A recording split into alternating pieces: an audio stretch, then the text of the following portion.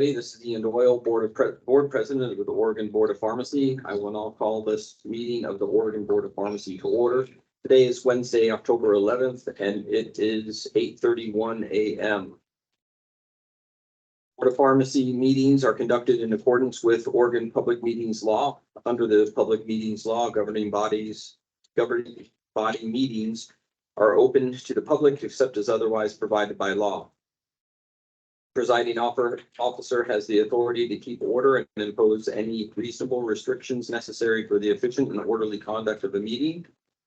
Governing bodies are authorized by ORS 192.660 to meet in executive session in certain limited situations, including the consideration of information retained by Health Regulatory Board as part of an investigation of a licensee or applicant conduct. All official actions by the board must be taken by public vote, and the vote of each member must be recorded. The mission of the Oregon Board of Pharmacy is to serves to promote and protect public health, safety, and welfare by ensuring high standards in the practice of pharmacy through effective regulation of the manufacture and distribution of drugs. I will now call roll for the board and staff.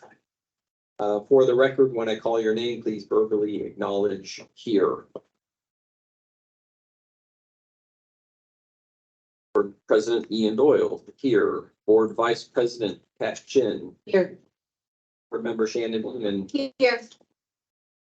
Board Member Rachel DeBarmore has an excused absence. Board Member Rosemary Hemmings. Here. Board Member Rich Joyce. Here. Board Member Priyal Patel. Here. Board Member Cindy Vipperman. Here. Chief Compliance Officer Joe Ball. Here.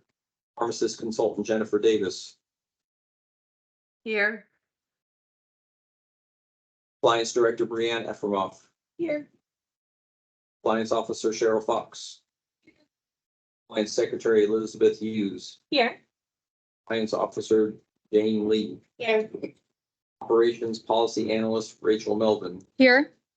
Compliance Officer Brian Murch. Here. Compliance Coordinator Kim Oster. Here. Compliance Officer Aaron Richmond. Here. Executive Director Joe Schnabel. Here. Board Counsel Joanna Tucker Davis. Here. There will be an opportunity for public comment on Friday afternoon. The board will not deliberate any issues or requests during public comment, such as formal requests, issues currently under investigation, requests pending before the board, or currently proposed rules. To sign up to provide public comment, email your request to pharmacy.board@bop.oregon.gov by 12 p.m. on Friday, October 13th, 2023. With regards to housekeeping and etiquette, board and staff, please identify yourself as board or staff member with your last name each time you speak. Please silence all devices. It is extremely important that board members speak one at a time and directly into the microphone. Please limit side conversations as they interfere with the recording. And a reminder of our new process whereby we are posting the recording instead of minutes, therefore very important to, again, speak into the microphone. Please note that this meeting is being recorded and retained for public record keeping processes. The board will meet in executive session for most of the day and anticipates resuming open session between 4:30 and 5 p.m. this afternoon. Those in the room, please separate all recycling and place in the appropriate bins. We will now review and approve the agenda. Board Member Doyle move to approve the agenda. Vice President Chin, second. Member Beeman, yes. Member Hemmings. Member Hemmings, yes. Member Joyce, yes. Board Member Patel, yes. Member Vipperman, yes. The vote is unanimous. The time now is 8:35 a.m. This executive section is held pursuant to ORS 192.660 12 FL ORS 192.690, para 1, ORS 676.165, and ORS 676.175, which allows the board to meet in executive session to consider information or records that are exempt from law from public inspection. Representatives of the media and designated staff shall be allowed to attend the executive session.